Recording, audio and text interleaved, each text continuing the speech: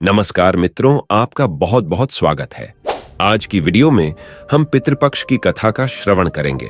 इस कथा को सुनने से पितरों की आत्मा को शांति मिलती है और सुनने वाले लोगों का मन शांत होता है और सभी प्रकार के पितृ दोषों से मुक्ति मिलती है। दोस्तों, पितर कभी भी अपनी संतानों को परेशान नहीं करना चाहते। वह बहुत दयालु होते हैं, लेकिन संतानों की उपेक्षा से पितर दुखी हो जाते हैं, क्योंकि संतान के द्वारा श्राद्ध कर्म और पिंडदान आदि करने पर उन्हें तृप्ति मिलती है और वे अपनी संतानों को धन धान्य और खुश रहने का आशीर्वाद देते हैं। पितृ ये कभी नहीं चाहते कि उनकी संतानें उनको तृप्त करने के लिए बहुत कुछ करें, बल्कि वो तो श्रद्धा भाव के साथ किए गए थोड़े बहुत को भी खुशी के साथ स्वीकार कर लेते हैं। कहा जाता है कि श्रद्धा के बिना श्राद्ध अधूरा होता है, और इसी श्राद्ध पक्ष से जुड़ी हैं कुछ पौराणिक कथाएं। पितृपक्ष के दिनों में इन कथाओं को जरूर सुनना चाहिए, जिससे पितृ तृप्त होते हैं और अपने सामर्थ्य के अनुसार कुछ ना कुछ दान भी अवश्य देना चाहिए। दोस्तों, पितृपक्ष 16 दिनों के ही क्यों होते हैं? उससे कम या ज्यादा क्यों नहीं होते? तो इसके बारे में जो सबसे प्रचलित कथा है वो महाभारत काल से जुड़ी है। दोस्तों, वीडियो शुरू करने से पहले एक छोटा सा निवेदन है कि कमेंट में जय पितृदेव अवश्य लिखें। आप देख रहे हैं रोज का ज्ञान यूट्यूब चैनल। लेकिन सारी कथाएं घूम फिरकर इसी बात पर आ जाती हैं कि जीवन में दान करने का कितना बड़ा महत्व है, और दानों में भी सबसे श्रेष्ठ है अन्न का दान। कितना ही बड़ा से बड़ा पापी क्यों ना हो, अगर उसने अपने जीवन में अपने पापों का प्रायश्चित करते हुए दान कर लिया तो बड़े से बड़ा पाप भी अंत में नष्ट हो जाता है। अपने पापों का प्रायश्चित करने के भी कुछ सत्कर्म बताए गए हैं, जिन्हें आप जरूर जानिएगा। महाभारत में एक ऐसा प्रसंग आता है कि मृत्यु के बाद दानवीर कर्ण को, जिसने अपने सारे जीवन में दान किया और जो अपनी दानवीरता के लिए ही जाना जाता था, उसे सब कुछ दान करने के बाद भी चित्रगुप्त ने मोक्ष देने से इनकार कर दिया था। जब इतना दान करने के बाद भी उन्हें मोक्ष देने से इनकार कर दिया गया, तो कर्ण ने चित्रगुप्त से कहा कि मैंने तो अपनी सारी संपदा दान पुण्य में ही समर्पित कर दी, यहां तक कि मैंने अपने प्राणों की रक्षा करने वाले कवच और कुंडल भी दान में दे दिए। फिर हे चित्रगुप्त, मुझ पर यह कैसा ऋण शेष रह गया? तब चित्रकूट ने उन्हें बताया कि राजन, आपने देवऋण और ऋषि ऋण तो चुका दिया, अब आप पर पितृ ऋण शेष है। आपको मैं बता दूं कि 3 ऋण हमें जीवन में चुकाने ही होते हैं, जिनमें से यदि एक ऋण भी शेष रह गया तो उसके बदले मोक्ष कभी नहीं मिल सकता, और यह तीनों ऋण एक मनुष्य को हमेशा अपने जीवन काल में चुकाने ही चाहिए। चित्रगुप्त कर्ण से कहते हैं कि हे राजन, आपने अपने पूरे जीवन में संपदा और सोने का ही दान किया, आपने कभी भी अन्न का दान नहीं किया। जब तक आप इस ऋण को नहीं उतारते हैं, आपको मोक्ष नहीं मिल सकता। आपने कभी भी अपने पितरों के लिए श्राद्ध तर्पण आदि नहीं किया। तब कर्ण ने चित्रगुप्त से कहा कि उन्हें यह ज्ञात ही नहीं था कि उनके पूर्वज कौन थे, इसी कारण उन्हें कुछ दान ही नहीं कर सके। तब चित्रगुप्त ने उन्हें उनकी गलती सुधारने का अवसर दिया और 16 दिनों के लिए पृथ्वी पर वापस भेजा, जहां उन्होंने अपने पूर्वजों को याद करते हुए उनका श्राद्ध कर उन्हें आहार दान किया, तर्पण किया, और इन्हीं 16 दिन की अवधि को पितृपक्ष कहा गया। यही कारण है कि साल भर में केवल इन्हीं 16 दिन की अवधि में अपने पितरों को याद करते हुए उनके नाम से जलांजलि, पिंडदान, तर्पण आदि किए जाते हैं। वैसे तो अमावस्या का दिन भी पितरों को ही समर्पित होता है, लेकिन विशेष रूप से ऐसी मान्यता है कि इन 16 दिनों में यदि पितरों के नाम से दान पुण्य आदि कर दिए जाएं, तो यमलोक, नरकलोक अथवा स्वर्गलोक में गए हुए पितरों की आत्मा को मोक्ष मिल जाता है। श्राद्ध पक्ष की एक और पौराणिक कथा के अनुसार जोगे तथा भोगे 2 भाई थे। दोनों अलग अलग रहते थे। जोगे धनी था और भोगे निर्धन। दोनों में परस्पर बड़ा प्रेम था। जोगे की पत्नी को धन का अभिमान था, किंतु भोगे की पत्नी बड़ी सरल हृदय थी। पितृपक्ष आने पर जोगे की पत्नी ने उससे पितरों का श्राद्ध करने के लिए कहा, तो जोगे इसे व्यर्थ का कार्य समझकर टालने की चेष्टा करने लगा, किंतु उसकी पत्नी समझती थी कि यदि ऐसा नहीं करेंगे तो लोग बातें बनाएंगे। फिर उसे अपने मायके वालों को दावत पर बुलाने और अपनी शान दिखाने का यह उचित अवसर लगा। अतः वह बोली, आप शायद मेरी परेशानी की वजह से ऐसा कह रहे हैं, किंतु इसमें मुझे कोई परेशानी नहीं होगी। मैं भोगे की पत्नी को बुला लूंगी, दोनों मिलकर सारा काम कर लेंगी। फिर उसने जोगे को अपने पीहर न्योता देने के लिए भेज दिया। दूसरे दिन उसके बुलाने पर भोगे की पत्नी सुबह सवेरे आकर काम में जुट गई। उसने रसोई तैयार की, अनेक पकवान बनाए, फिर सभी काम निपटाकर अपने घर आ गई। आखिर उसे भी तो पितरों का श्राद्ध तर्पण करना था। इस अवसर पर न जोगे की पत्नी ने उसे रोका, न वह रुकी। शीघ्र ही दोपहर हो गई। पितर भूमि पर उतरे। जोगे भोगे के पितर पहले जोगे के यहां गए तो क्या देखते हैं कि उसके ससुराल वाले वहां भोजन पर जुटे हुए हैं। निराश होकर वे भोगे के यहां गए। वहां क्या था? मात्र पितरों के नाम पर अगियारी दे दी गई थी। पितरों ने उसकी राख छाटी और भूखे ही नदी के तट पर जा पहुंचे। थोड़ी देर में सारे पितर इकट्ठे हो गए और अपने अपने यहां के श्राद्धों की बड़ाई करने लगे। जोगे भोगे के पितरों ने भी अपनी आप बीती सुनाई। फिर वे सोचने लगे कि अगर भोगे समर्थ होता तो शायद उन्हें भूखा न रहना पड़ता, मगर भोगे के घर में तो 2 जून की रोटी भी खाने को नहीं थी। यही सब सोचकर उन्हें भोगे पर दया आ गई। अचानक वे नाच नाच कर गाने लगे, भोगे के घर धन हो जाए, भोगे के घर धन हो जाए। सांझ होने को हुई। भोगे के बच्चों को कुछ भी खाने को नहीं मिला था। उन्होंने मां से कहा, भूख लगी है। तब उन्हें टालने की गरज से भोगे की पत्नी ने कहा, जाओ, आंगन में हौदी औंधी रखी है, उसे जाकर खोल लो और जो कुछ मिले बांट कर खा लेना। बच्चे वहां पहुंचे तो क्या देखते हैं कि हौदी मोहरों से भरी पड़ी है। वे दौड़े दौड़े मां के पास पहुंचे और उसे सारी बातें बताईं। आंगन में आकर भोगे की पत्नी ने यह सब कुछ देखा तो वह भी हैरान रह गई। इस प्रकार भोगे भी धनी हो गया, मगर धन पाकर वह घमंडी नहीं हुआ। दूसरे साल का पितृपक्ष आया। श्राद्ध के दिन भोगे की स्त्री ने 56 प्रकार के व्यंजन बनाए। ब्राह्मणों को बुलाकर श्राद्ध किया, भोजन कराया, दक्षिणा दी। जेठ जेठानी को सोने चांदी के बर्तनों में भोजन कराया। इससे पितर बड़े प्रसन्न तथा तृप्त हुए। अब आपको सुनाते हैं रामायण में वर्णित माता सीता द्वारा पिंडदान देने की कहानी। वाल्मीकि रामायण में सीता द्वारा पिंडदान देकर दशरथ जी की आत्मा को मोक्ष मिलने का संदर्भ आता है।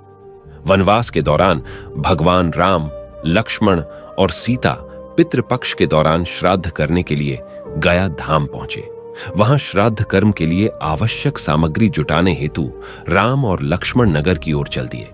उधर दोपहर हो गई थी। पिंडदान का समय निकलता जा रहा था और सीता जी की व्याकुलता बढ़ती जा रही थी। तभी दशरथ जी की आत्मा ने पिंडदान की मांग कर दी। गया जी के आगे फल्गु नदी पर अकेली सीता जी असमंजस में पड़ गई। उन्होंने फल्गु नदी के साथ वटवृक्ष, केतकी के फूल और गाय को साक्षी मानकर बालू का पिंड बनाकर स्वर्गीय राजा दशरथ के निमित्त पिंडदान दे दिया। थोड़ी देर में भगवान राम और लक्ष्मण लौटे तो उन्होंने कहा कि समय निकल जाने के कारण मैंने स्वयं पिंडदान कर दिया। बिना सामग्री के पिंडदान कैसे हो सकता है? इसके लिए राम ने सीता से प्रमाण मांगा। तब सीता जी ने कहा कि यह फल्गु नदी की रेत, केतकी के फूल, गाय और वटवृक्ष मेरे द्वारा किए गए श्राद्ध कर्म की गवाही दे सकते हैं। लेकिन फल्गु नदी, गाय और केतकी के फूल तीनों इस बात से मुकर गए। सिर्फ वटवृक्ष ने सही बात कही।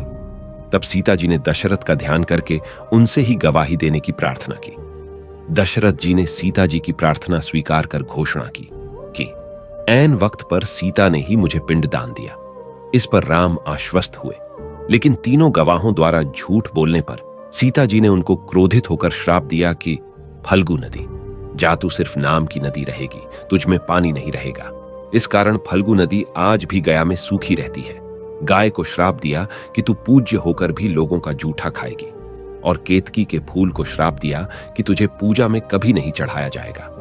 वटवृक्ष को सीता जी का आशीर्वाद मिला कि उसे लंबी आयु प्राप्त होगी और वह दूसरों को छाया प्रदान करेगा, तथा पतिव्रता स्त्री तेरा स्मरण करके अपने पति की दीर्घायु की कामना करेगी। यही कारण है कि गाय को आज भी झूठा खाना पड़ता है। केतकी के फूल को पूजा पाठ में वर्जित रखा गया है और फल्गु नदी के तट पर सीता कुंड में पानी के अभाव में आज भी सिर्फ बालू या रेत से पिंडदान दिया जाता है।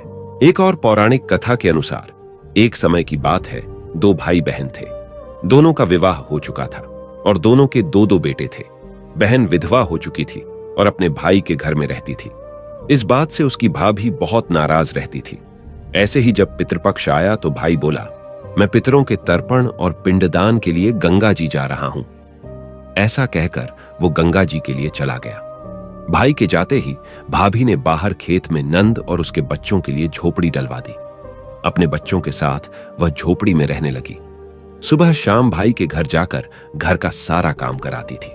बदले में भाभी बचा खुचा उसे खाने को दे देती थी।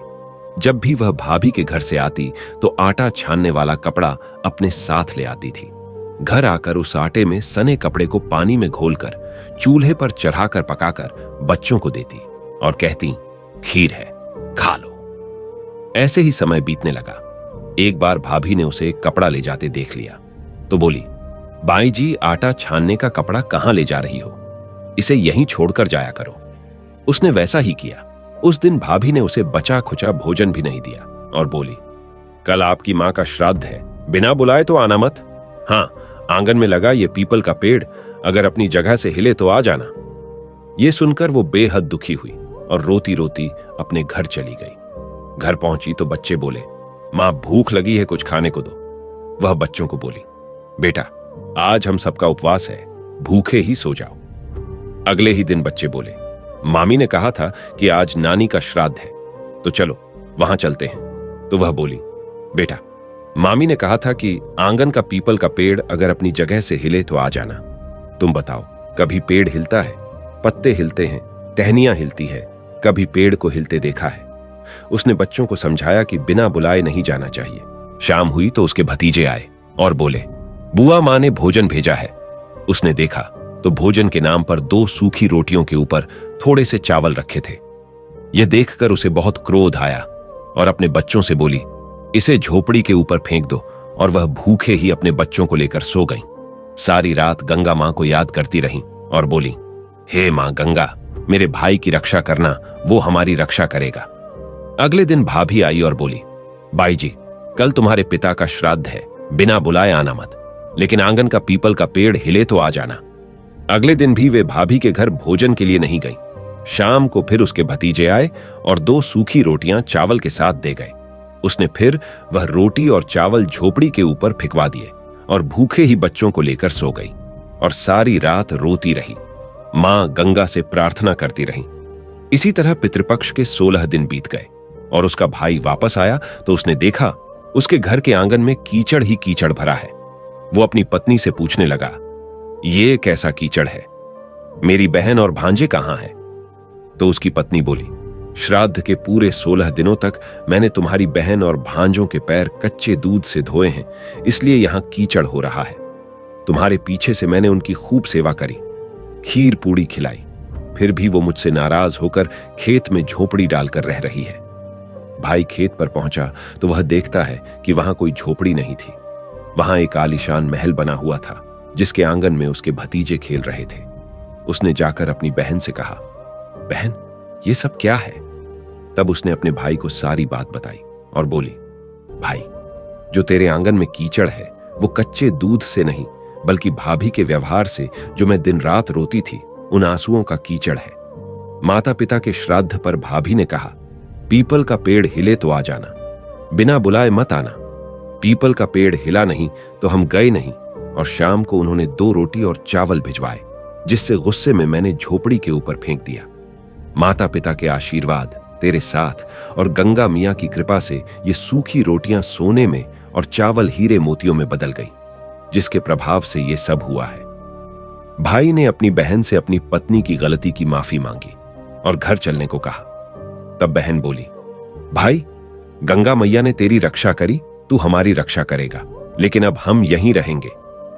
यह सुनकर भाई ने अपने माता पिता को याद किया और बोला, मेरे पितरों, जैसे मेरी बहन और भांजों की रक्षा करी, उनके दुख काटे, वैसे सबके काटना, सबकी रक्षा करना। भाद्रपद महीने की पूर्णिमा से लेकर अश्विन मास के कृष्ण पक्ष की अमावस्या तक 16 दिनों को पितृपक्ष और शांत पक्ष के नाम से जाना जाता है। पितर का अर्थ होता है पालन या रक्षा करने वाला, और इस समय पितृ यमलोक से आकर अपने परिवार के सदस्यों के घर में वास करते हैं।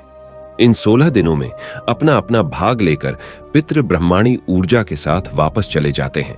इस प्रकार व्यक्ति अपने पितृ ऋण से मुक्त हो जाता है। ब्रह्मांड में दक्षिण दिशा में स्थित पितृलोक में वास करने वाले पितृ श्रद्धा और भाव के भूखे होते हैं। श्राद्ध पक्ष में अगर कुछ भी पास में ना हो, कुछ भी सामर्थ्य ना हो, तो दोपहर के समय दक्षिण दिशा की ओर मुंह करके यदि जल का दान भी दे दिया जाए तो पितृ उससे ही तृप्त हो जाते हैं। श्राद्ध का अर्थ अपने देवताओं, पितरों, परिवार और वंश के प्रति श्रद्धा प्रकट करना होता है। जब परिवार जन अपने शरीर को छोड़कर चले जाते हैं तो वो चाहे किसी भी रूप में या फिर किसी भी लोक में हो, वह श्राद्ध पक्ष के समय अपनी तिथि पर पृथ्वी पर जरूर आते हैं। उनकी तृप्ति के लिए श्रद्धा के साथ जो शुभ संकल्प और तर्पण किया जाता है उसे हमारे पितृ सूक्ष्म रूप में आकर अवश्य ही ग्रहण करते हैं। अपनी तिथि के दिन पितृ सवेरे सूर्य की किरणों पर सवार होकर आते हैं। वे अपने पुत्र, पौत्र या अपने वंशजों से अपेक्षा करते हैं कि वे उन्हें अन्न जल प्रदान करें, ब्राह्मणों को भोजन कराएं और श्राद्ध तर्पण देने से वे 1 वर्ष के लिए तृप्त हो जाते हैं। इन 16 दिनों में ना कोई शुभ कार्य किया जाता है और ना ही कोई नई वस्तु खरीदी जाती है।